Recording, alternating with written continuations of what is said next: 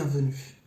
Dans la vidéo de présentation de votre chaîne de Musée, nous vous avions promis comme premier numéro de parler des profondeurs de nos cœurs du cardinal Robert Sarah. Aujourd'hui, l'exception sera érigée en règle. Nous avons décidé de nous coller à l'actualité en parlant du carême. Et pour ce faire, nous aurons trois grandes parties.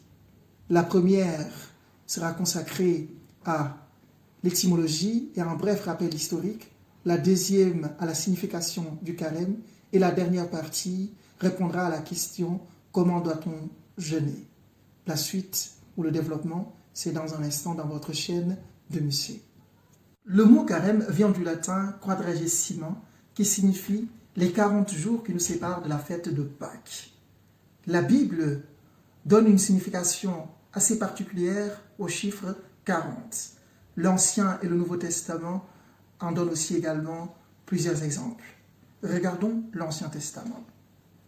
40 jours, c'est le temps qu'a duré le déluge de Noé avant que ces derniers ne mettent pied sur la terre ferme. Le chiffre 40 également, dans le livre du Deutéronome, nous raconte l'histoire de la migration du peuple juif qui quitte la terre d'Égypte pour aller vers la terre promise, Israël. Toujours dans l'Ancien Testament, 40, ou le chiffre 40, c'est la durée du règne des trois premiers rois d'Israël, le roi Saul, le roi David et le roi Salomon. Dans le Nouveau Testament, 40 jours, c'est le temps du jeûne de Jésus au désert. Le chiffre 40 également, au livre 1er de l'Acte des Apôtres, verset 3, on nous raconte le temps de latence de la descente de l'Esprit Saint sur les apôtres afin de proclamer la bonne nouvelle. Le mot quadragesima n'est pas si nouveau qu'on le croit, puisque l'encyclique du pape Pie XI s'appelait à l'époque Quadragesima Anno, qui fêtait les 40 ans d'anniversaire de l'encyclique Rerum Novarum de Léon XIII. Revenons à présent sur un bref rappel historique du mot carême.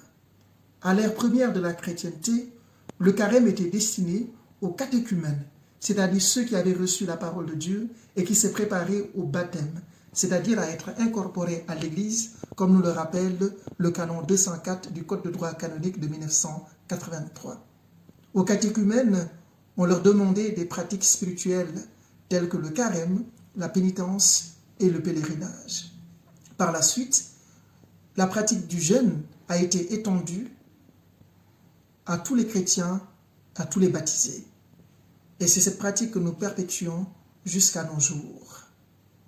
Concernant la signification du carême, le pape Benoît XVI, dans ses nombreuses catéchèses, nous dit ceci, que le carême est un temps d'attente, un temps de purification, un temps de retour au Seigneur, mais également un temps de prise de conscience aux promesses du Seigneur à son peuple.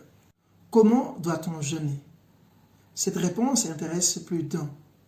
Malheureusement, le catéchisme de l'Église catholique ne nous donne pas la manière dont nous devrons jeûner, mais plutôt les jours de recommandation de jeûne, notamment tous les vendredis. Le jeûne est-il privation de nourriture ou tout simplement les conseils que nous avons l'habitude de recevoir de la part de nos prêtres qui nous demandent de diminuer la quantité de nourriture ou tout simplement, comme disent certains théologiens, d'éviter des aliments de luxe. Le pape Benoît XVI nous dit que le temps de carême est un temps de désert.